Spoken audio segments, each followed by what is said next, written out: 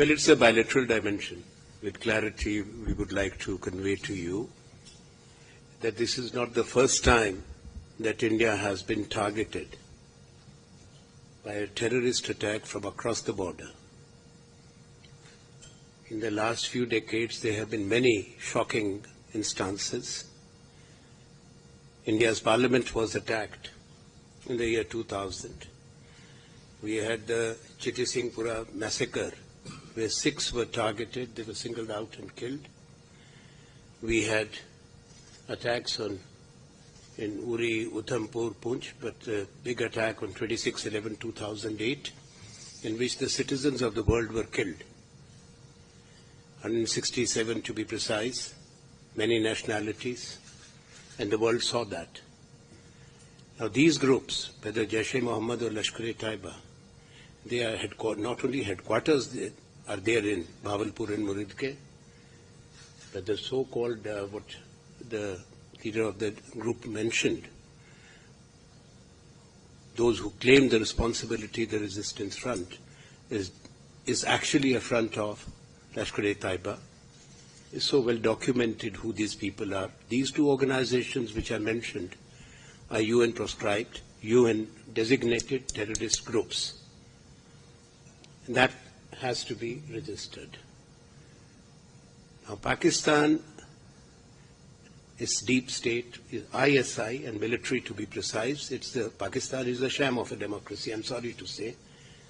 It's run by its military and the ISI.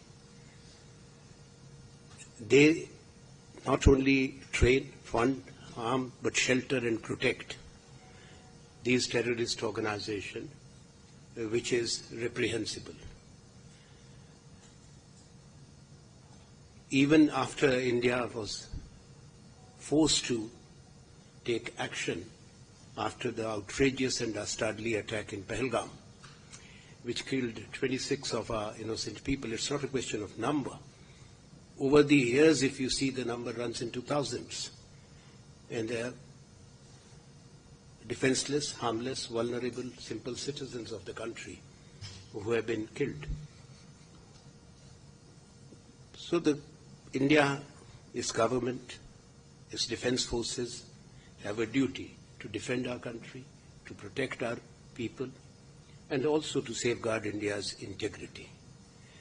So the action has been restrained, proportionate, calibrated. It was only to target the headquarters of terror organizations.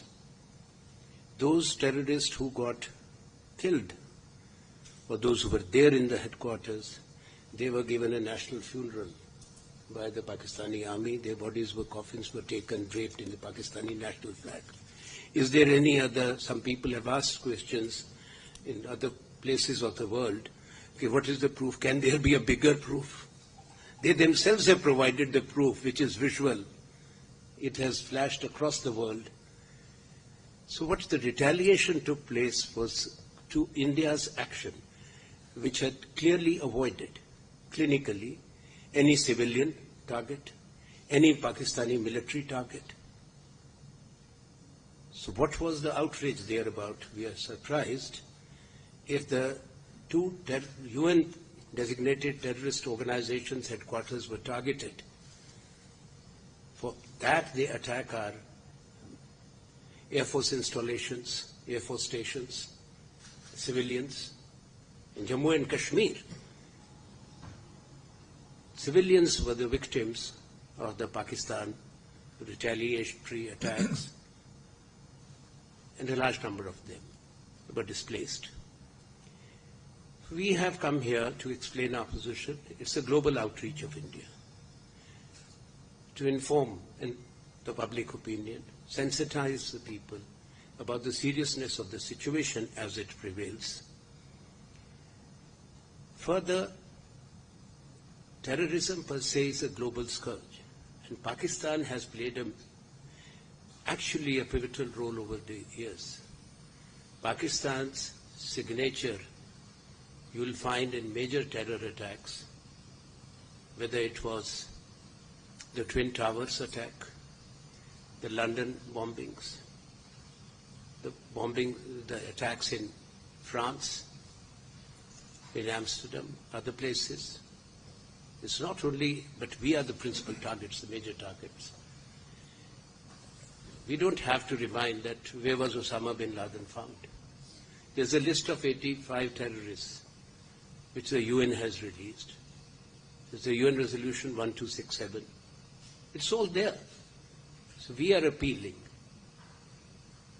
to our friends. Our first stop has been Qatar, because it's a country with which we have a very special relationship, people-to-people relationship, economic partnership, cultural relations, and exchange at the highest level. So we've come to explain it's important that our partner countries, our friends, know about India's pain. We are a peace-loving country.